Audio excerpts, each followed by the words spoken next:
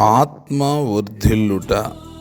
ఆత్మ వర్ధిల్లుట అంటే దేవుని బిడ్డలారా, ఆత్మ సంబంధమైనటువంటి విషయాలను ఆత్మ సంబంధంగానే మనం సరిచూసుకోవాలి. కనుక ఆత్మ వర్ధిల్లటాన్ని మనం ఒక మాటతో చెప్పాలి అని అంటే, పాపము నుండి విడిపించబడి విశ్వాసముతో బ్రతకటాన్ని ఆత్మ వర్ధిల్లుట అని అంటాం.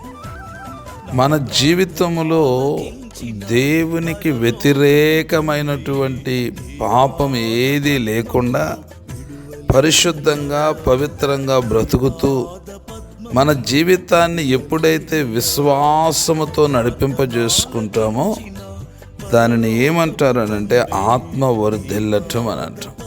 అప్పుడు ఆత్మలో దేవునిని పోలిన వారిగా నడుచుకుంటాం.